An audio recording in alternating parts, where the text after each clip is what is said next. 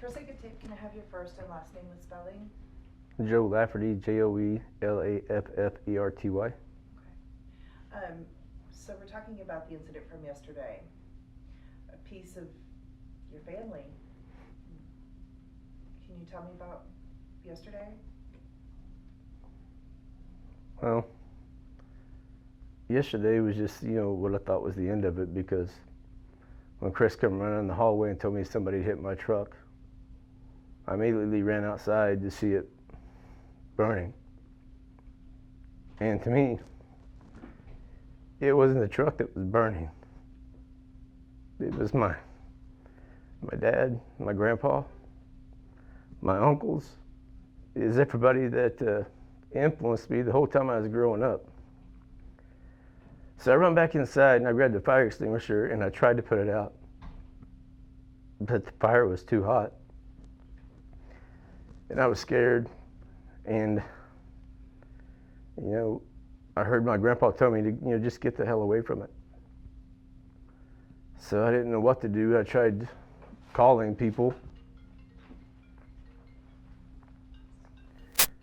I couldn't get nobody to answer, so finally I called my wife and told her that I'd lost it. Then I called my mom and let them know what was going on, and I didn't know what to do. Just sat there and watched it leave. Then my wife took me home. And when I got home, I tried not to think about it. People were texting me, telling me how sorry they were, and they were trying to call me, but I wasn't answering text or phone calls. But I decided to look at Facebook, and that's when I saw it for the first time on the news. And I responded back to on Facebook that wasn't just a truck. That truck was a dream of mine from the time I was a little kid. That meant, as a worldly possession, meant more to me than anything that I could ever have. I mean, my boys and I restored that truck as well as some really close friends from here at work. We put a lot of hours and time into that truck to fix it. And then for some kid in a stolen car, to take it away from me was hard. So I haven't slept since it happened. But I'm mad. I'm mad at that kid that did it. But I just keep telling myself, if he'd have had a grandpa or a dad or the uncles that I had, he wouldn't have been doing what he was doing.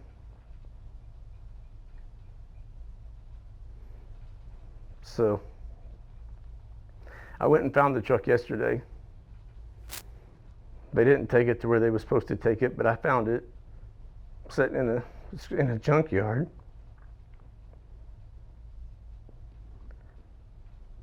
And I walked up to it. The VIN number was still there.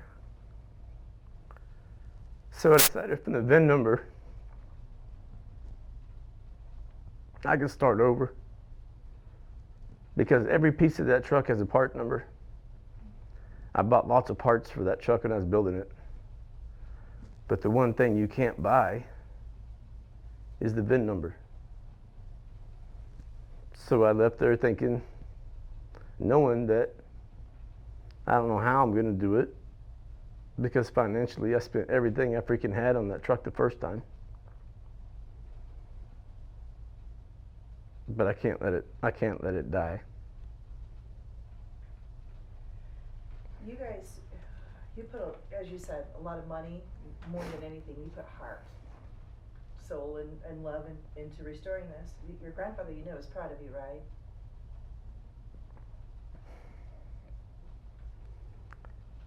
Yeah, I was always a grandpa's boy because I'm named after both of my grandpas. Both of them? Yeah, my dad's dad was named, his name was Joseph, so they called me Joe. And then my grandpa that bought that truck, his name was Melbourne Lewis, so they named me Joe Lewis. And you said when you were a little boy, when your grandpa and your grandma bought this truck? You were there? I was 11 when my grandpa went and picked it up. We were listening for turkeys that morning because we turkey hunted together, and I was just 11. And we went to Zane Gray Chevrolet in Ava, Missouri. And I can remember that truck sitting there. I remember my grandpa arguing with the salesman over the tires, the back bumper.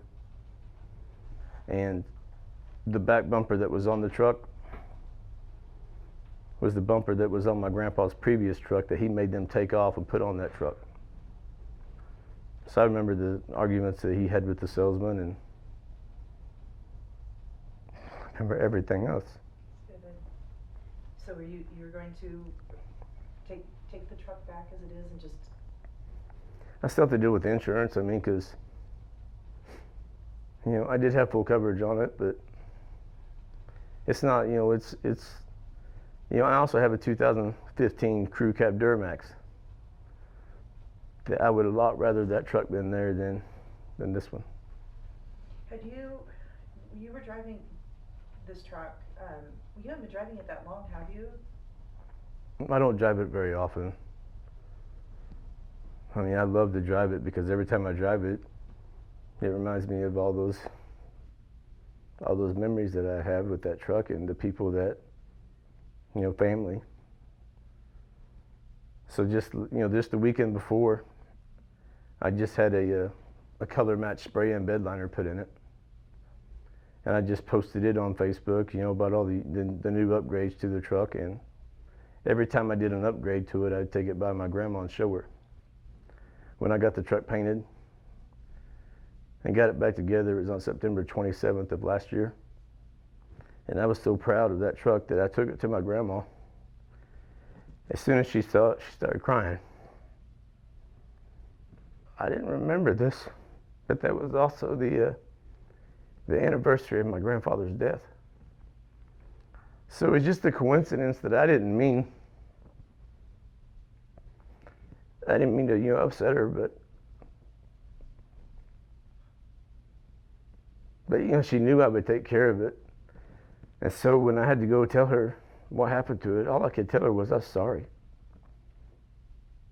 I couldn't stop the fire. Does it help you to know that people are supporting you? We don't understand. We're supporting you. And as you mentioned, it's not just a truck. It's not just a truck. I mean, it's, you know, Dahmer was my grandpa's nickname. And so I started calling the truck Dahmer long before my grandpa passed away, because as a little kid, you know, I'm always one that thinks of the future. I'm not thinking what I'm going to do today. Last night I was thinking the first thing I'm going to do to that truck when I get it home. And it might be weeks, months before I get it back home.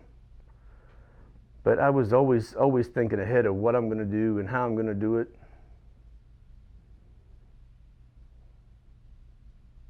Where were you when you heard the crash? I was in my office down the hallway on a virtual meeting because of this whole COVID-19, you know, thing that we're all doing virtual meetings, you know, the Google Hangouts and the Zoom meetings. And I heard the boom, but you know, I was doing work. I wasn't paying attention to it until my son Chris came in the hallway and told me that my truck had been hit. So I went running down the hallway, and you know, there was already a group of people out there. And when I saw it burn, I mean, like I said, you know, I'm not an emotional guy. Because when my grandfather and my dad passed away, I mean, I didn't cry. Because, you know, it's part of life. But when that truck was going up in flames, I mean, I've done nothing but cry every day since then. When I see the people that helped me on it, when I see the family members, you know, because they have memories of that truck also. You know, I wasn't the only grandson. My brothers remember that truck. My cousins remember that truck. And I feel like, you know, that I let them down because I didn't take care of it. You didn't let them down. You didn't let them down. I know, but, you know, it was burning and I couldn't stop it. Your coworkers, I mean, I sense the community here. Your coworkers, your friends, Yeah. We see it. We see the pain. We see that it was more than a truck, and I believe there's a lot of support out there for you, and I hope that provides some sort of comfort. Timmy? No, I'm good. That was, I don't know what more you could ask. That was thorough. I'm sorry. Man, it's better. I mean, because once I saw the VIN number, I mean, it gave me some hope. You know, we race cars, we race dirt track, and we've wrecked a lot of cars. And I told my wife last night, I've straightened a lot of race cars up over the years. Do you race the race cars too? Yeah, both my boys are into racing. I mean, You race? I can't do it anymore because I beat up my body so bad that I can't do it. But Do you ever go to the Monette Speedway? Mhm. I live in Monette. maybe we were there last Saturday night. I came when the practice started again. I was there with I have a 7-year-old daughter. We just went and drove up and just went on the hood of the car and just watched. It was like life's coming back to the tracks. And I remember I grew up, you're familiar with Monette, by the golf course. Mm-hmm. So even though we were a distance, every Sunday night, that was my comfort. I'd open up the window Listen to them. and listen to him. And my dad, I told you my dad. So that's like that truck. I mean, Yeah. I told you my Uncle Earl. My Uncle Earl's one that started racing in our family, 50 plus years ago. And he showed me how to build my first motor. So whenever I was working on this truck, I did it all. I built the motor. Earl was there. So sorry. So I like working on cars. I'm a car guy. I didn't go to school for this stuff. I mean, I've learned it by trial and error, most of this stuff. I mean, but that's where I know I'm gonna. I mean, it was beautiful. The picture that was on the news was not. That's not it. That's not the truck. The truck is the one last weekend. It was a This was the truck. '66 bronze metallic. It's beautiful. And the fact that you're seemingly forgiving of this kid, like you said, if he would have had the influences in his life that you had, this wouldn't have happened. I know that's the problem with a lot of the things that's happening in this world and this nation today is a lot of kids don't have the discipline and the support that I had as a child.